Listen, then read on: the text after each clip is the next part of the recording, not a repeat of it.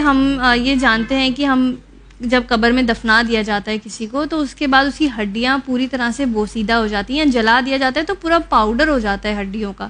اب اللہ ان سے کس طرح سے حساب لے گا، کس طرح انہیں واپس کس طرح پلٹایا جائے گا؟ کیا قرآن میں اس کا کوئی مثال ملتی ہے، کوئی ذکر ملتا ہے؟ بالکل.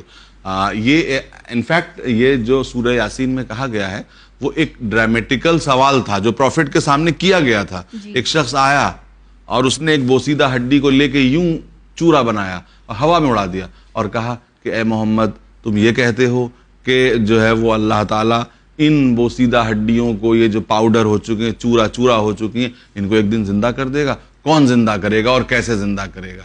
اب دیکھیے قدرت کیسے جواب دے گی، اللہ کیسے جواب دے گا. دیکھیے وحی الہی اور ریویلیشن کا طریقہ کیسا ہوتا ہے.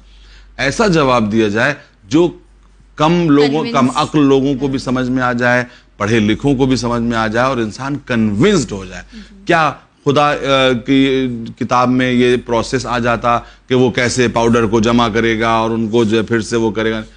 ایک جواب دیا. کتنا حسین اور خوبصورت جواب ہے، سورہ یاسین میں ہے، اور سورہ یاسین ہی کی یہ آیت بھی ہے کہ کون اس کو جو ہے وہ ان ہڈیوں کو، بوسیدہ ہڈیوں کو کرے گا، زندہ کرے گا، جبکہ یہ پاؤڈر ہو چکی ہیں، بوسیدہ ہو چکی ہیں. تو اس میں پھر کیا جواب ہے؟ پیغمبر نے کیا فرمایا؟ کے لیے جواب آتا ہے کہ قل، کہہ دیجئے کہ ان کو وہ زندہ کرے گا. دیکھیے ایک دوسرا سوال ہے لیکن وہ کتنا خوبصورت سوال ہے کہ ان سے کہہ دیجئے کہ ان کو وہ زندہ کرے گا جس نے ان کو پہلی بار پیدا کیا تھا. پہلے تو تم یہ فیصلہ کرو، یہ جو تم ہڈیوں کو بوسیدہ کر کے ایک ڈرامہ کریٹ کر رہے ہو، تم پہلے یہ فیصلہ کرو کہ جب یہ پہلی دفعہ کچھ نہیں تھا، ہڈی بھی نہیں تھی، ہڈی بھی نہیں تھی. دوبارہ پیدا کرنا آسان ہے، پہلی دفعہ پیدا کرنا مشکل ہے. تو پہلے تو تم یہ بتاؤ کہ جب تم کچھ نہیں تھے، جس نے تمہیں پہلی دفعہ پیدا کیا تھا وہی تمہیں دوبارہ پیدا کرے گا.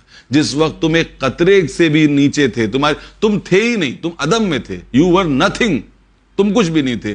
اور جس نے تمہیں پہلی دفعہ پیدا کیا، جس نے تمہیں رحم مادر میں، ماں کے پیٹ میں تمہیں پیدا کیا، جس نے وہاں تمہارے دل میں دھڑکن عطا کی، جس نے وہاں تمہیں نتھنگنس سے تمہیں جو ہے وہ بینگ میں لے آیا، وہ وجود میں لے آیا، وہ دوبارہ تمہیں پیدا نہیں کر سکتا. یہ تو بڑے تعجب کی بات ہے. پھر قدرت نے کئی جگہ پہ آرگومنٹ دیا ہے کہ تم یہ دیکھتے نہیں کہ جب جو ہے پہلے سبزہ تھا، ہرا بھرا تھا، یہاں تک کہ جو ہے وہ سورج چمکا، گرمی پڑی، وہاں پہ دھول اڑنے لگی، کچھ نہیں رہ گیا، ایک چٹیل میدان ہو گیا، اور پھر ایک دم سے ماحول بدلا، بارش جیسے ہی آئی اسی جگہ سے پھر سے سبزہ گرو ہو گیا. ابھی تک کسی نے کوئی بیج نہیں ڈالا، کچھ نہیں ڈالا، لیکن جیسے ہی بارش آئی وہاں سے پھر سے سبزہ گرو کرنے لگا.